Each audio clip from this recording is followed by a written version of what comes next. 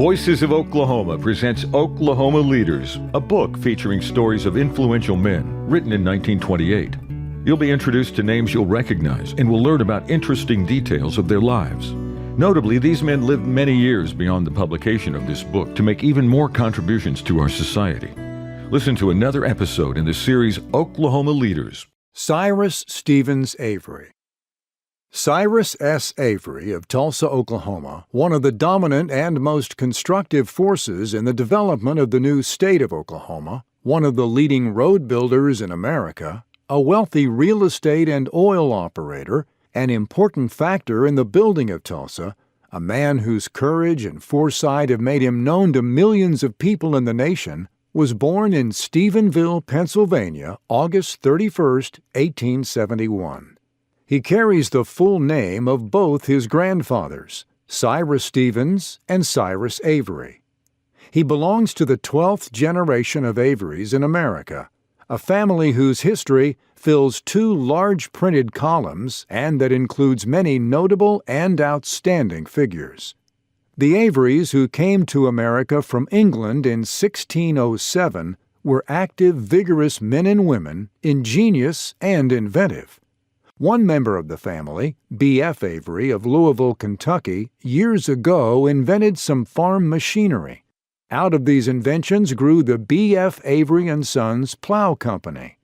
The family includes manufacturers, bankers, farmers, and salesmen, and some of its members have been big businessmen. One notable example is John D. Rockefeller.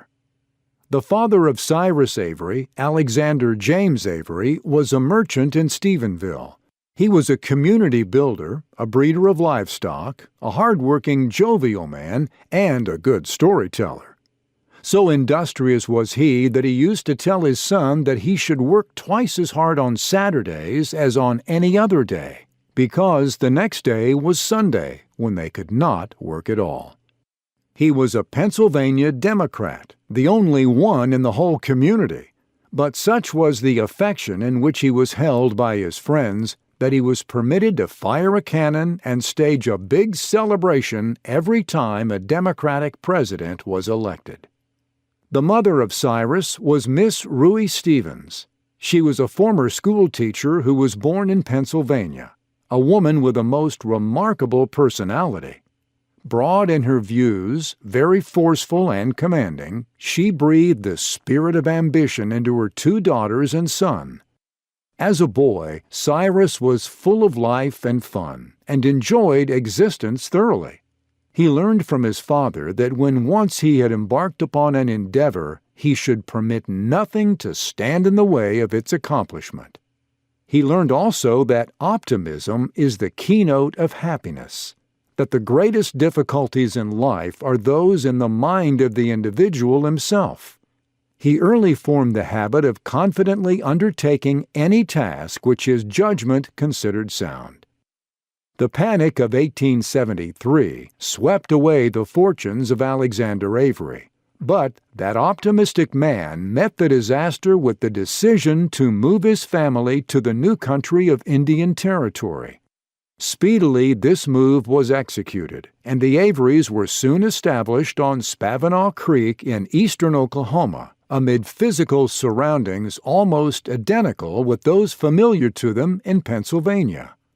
Land for cultivation was procured through easy arrangements with the Indians, and the newcomers fared very well, considering their pioneer surroundings. The mother reverted to her former occupation of school teaching, and thereby aided in keeping the larder filled. The father farmed, traded in livestock, and managed to maintain his family in comfort. Cyrus worked with his father, hunted, studied under the tutelage of his mother, and enjoyed life to the fullest. In Missouri, 30 miles from his home, was a school, which he entered and attended 2 winters by riding back and forth from his home on Monday morning and Friday evenings. Then he attended a summer institute, won a first-grade certificate, and began to teach school. He was 19 years of age and full of determination to achieve great things. For 3 years he taught school. Then, when he had saved a small sum of money and had confidence that he would be able to secure enough additional funds with which to complete his education, he entered William Jewell College at Liberty, Missouri. His confidence was justified, for during the 4 years he spent in William Jewell, he found it necessary to secure only $150 from his parents. He waited on tables, bought some pigs, and fed them the scraps from the kitchen table, after which he sold them as hogs at a handsome profit. He managed a lecture course for his college, and during the summer vacations traveled for a girls' school for which he solicited students. Most of the time while he was in school, he was in comfortable financial circumstances. As he had inherited an intellectual tendency from his mother, he delved deeply into literature, history, and science, and read widely. He was old enough to realize the benefits of an education and sought to achieve the fullest possible results from his attendance at college. Immediately after his graduation, he married Miss Essie McClellan of Liberty, Missouri, and moved with her to Oklahoma City, where he began to sell insurance for the New York Life Insurance Company. That was in 1897, when Indian restrictions in eastern Oklahoma made the operation of business there more or less undesirable for white men. His attachment for the eastern part of the state was strong, however, and he was determined to return whenever conditions warranted. This they did in 1904. Vinita, then the active business and legal center of northeastern Oklahoma, appealed to him, and he settled there. In going, he rode past a little town which he observed was without lights and had pigs running loose on its streets. That town was Tulsa. In Vinita, he opened an insurance business, formed a connection with the Phoenix Mutual Life Insurance Company to loan money for it, and began to engage in the farmland and oil lease business. The oil business was then in its infancy, but through his operations he secured a number of very valuable leases. He organized the Avery Oil and Gas Company, with Harry Sinclair as his partner, and rapidly became one of the business leaders in his section. By 1907, Tulsa had emerged from the small, unkempt town through which he had passed 3 years before and was a thriving community. Vinita had failed to grow as Avery had hoped that it would, and he decided to transfer his business operations to Tulsa. Arriving in Tulsa, he established a farm loan agency, which was his chief occupation for the succeeding 4 or 5 years, during which he developed the reputation of being the best-informed man on farmlands in northeastern Oklahoma. Few were the farms which came back to him because of bad judgment on his loans, but a number he purchased when their Indian owners, determined to secure a little ready money, came to him to dispose of their land. In a comparatively short time, he was a large landowner, with holdings very valuable not only for agricultural purposes, but also for oil. As his property increased, he began to develop a real estate business and laid out several additions which he improved and sold to Tulsans. Also, he was quite active in the oil business, in which he made substantial financial progress. His extensive operations, his fearlessness and energy marked him as a man of larger caliber, and he became an outstanding figure in the life of the young city of Tulsa. His public spirit and vision caused him to be of great aid in its progress and growth. Elected to the board of directors of the Chamber of Commerce, he was in the forefront of everything that had to do with the larger business and civic life of the city. Because of his holdings in lands near Tulsa, roads were of particular interest to him, and he set about actively to improve them.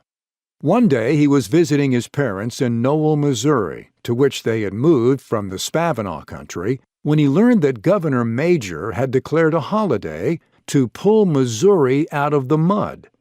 This so impressed him that when he returned to Oklahoma, he induced Governor Cruz to declare a similar holiday in eastern Oklahoma. He also won the cooperation of Gene Lorton, editor and owner of the Tulsa World, and with his help raised $25,000 in Tulsa for road purposes, which aroused much public interest and discussion in the good roads idea. That was 1912. The next year, the voters of the county demanded that Avery be made a member of the Board of County Commissioners, and despite the fact that he refused to make the race and did not ask a man for a vote, they elected him. He accepted the election and was promptly made chairman of the board, and started with a vigor that characterized all his movements to give Tulsa some roads. But he found himself virtually powerless to accomplish anything. Under the law, the boards of county commissioners of counties in Oklahoma could do no more than build bridges and approaches to them. Such a condition was not to be tolerated, so he assembled road boosters from all over the state and, with the aid of Elmer Thomas, who was then state senator, secured the passage of a new road law for Oklahoma, which gave the county commissioners the right to build the roads they needed in their counties. As this accomplishment came toward the close of his term, he was promptly re-elected for another 2 years. From Missouri, he brought to Tulsa D. Ward King, inventor of the split-log drag, a practical and very successful road builder, to make a speech on road building. From King, he learned, really for the first time, how to build roads at small expense. With this information and a new law, he set to work. By the close of his second term, Tulsa County had 150 miles of roads as solid and well-kept as a pavement, except during a rain. And to the surprise of everybody in the state, even after a rain, they were ready for use within 24 or 36 hours. Avery had them dragged regularly and properly. He saw to it that they were maintained carefully.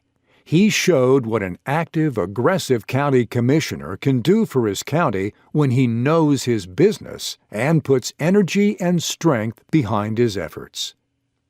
In 1917, war was declared, and Avery went off the Board of County Commissioners to conduct the war loan drives in Tulsa and to serve on the District Exemption Board. The Secretary of Agriculture appointed him Agriculture Advisor for 23 counties in northeastern Oklahoma. Like so many other patriotic men, he virtually abandoned his business and devoted his full energies and means to the successful prosecution of the war. So outstanding had become his leadership that in 1920, when Tulsa was laying plans for the development of a giant water system, he was one of the 4 men appointed on a special water board to handle the water project.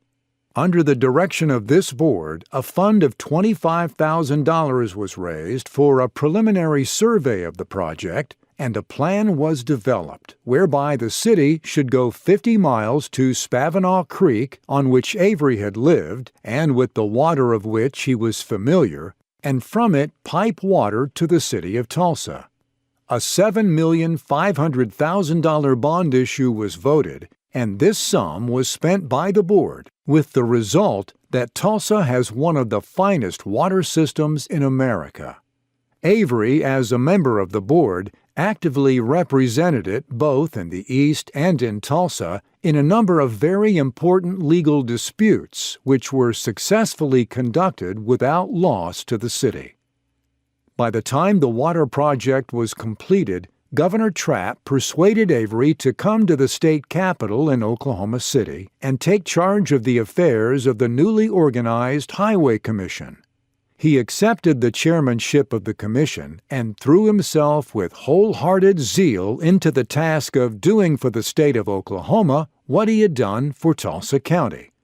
Because efficiency marked his every step, under his firm leadership, the commission began truly to pull Oklahoma out of the mud. Millions of dollars were spent on hard-surfaced roads, and the entire system of the state was organized and maintained on a schedule that soon made roads passable in every county. Avery operated the commission without fear or favor, despite the fact that many of his acts created political antagonism and brought down severe criticism upon his head. He had assumed the responsibility of giving Oklahoma good roads, and he let nothing stand in the way of fulfilling that responsibility. His achievements began to win recognition for him abroad. In 1925, he was appointed by the Secretary of Agriculture, a member of the Joint Board on Interstate Highways, and when this board appointed a subcommittee of 5 members to select and number the roads of America, he was made a member of that committee. Thus, with the 4 other men, he shared the responsibility of creating and developing the present national highway system in America.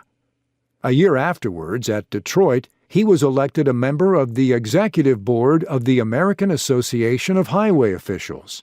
For several years, he had been president of Albert Pike Highway Association.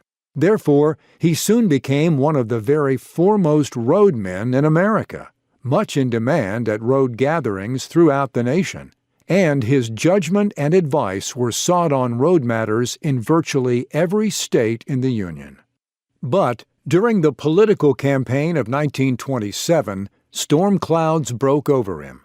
Henry Johnston, candidate for governor, made his race partly on the promise that he would change conditions in the highway department, which he criticized as being inefficiently and expensively managed. After his election, he demanded the resignation of Avery, but Avery refused to resign. A bitter political contest ensued, in which the power of the governor's office finally gave Johnston victory.